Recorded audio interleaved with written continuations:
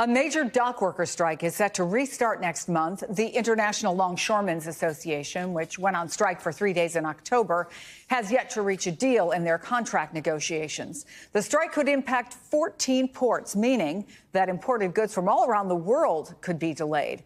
Joining us now, anchor of Worldwide Exchange on CNBC, Frank Holland. It's good to see you, Frank.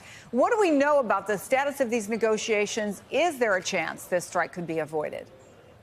Well, Chris, happy holidays. Good to see you as well. I've reached out to the ILA, that's the Longshoremen's Union, and the port operators known as USMX.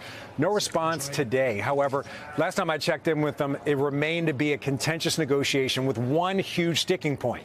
That's automation at the East and Gulf ports. The port operators, they say they need that automation to, number one, be competitive with other ports around the U.S., also to increase their profitability. On the other side, the union believes that automation would take away their jobs, or at least has the potential to take away jobs.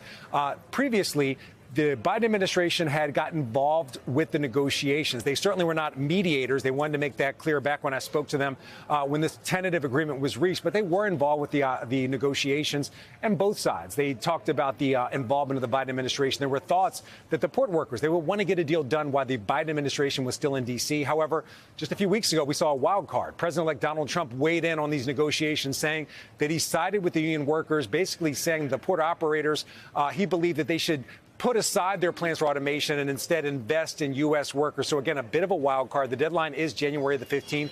As you mentioned, we could see a strike on the 16th if some deal is not reached or another tentative agreement to continue negotiations is not reached. So what do we know specifically? What would the folks who are out there watching, what would the impact be on them and, of course, their wallets? You know, that's the big question, not only for consumers, but also investors. That's something that we focused on here with CNBC. Let's focus on the consumer angle. So we know about half of imports into the U.S., they come through those East and Gulf ports, about half of all automobile imports, about 90% of pharmaceutical imports. And then there's other numbers we don't have a hard number, or other things that we don't have hard numbers on, but would certainly be affected. Think about spirits, Irish whiskey, champagne, et cetera.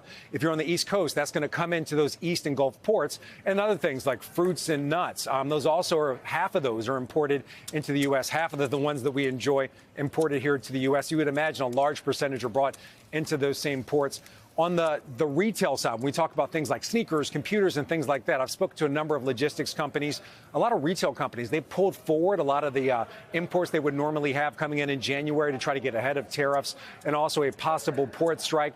But the full impact is not really known. It's one of those it depends kind of things. It depends how long this strike goes. Last time the strike was about 3 days. No real big material impact to really anybody. It was just kind of a slowdown of imports and things that had to be brought in. But if you look at some of the estimates out there, Oxford Economics is one estimate that a lot of people pointed to. If this strike goes on for a prolonged period of time, it could have an impact of $4.5 to $7.5 billion per week of a negative impact on the U.S. economy, Chris. Frank Holland, always good to see you. Thank you so much.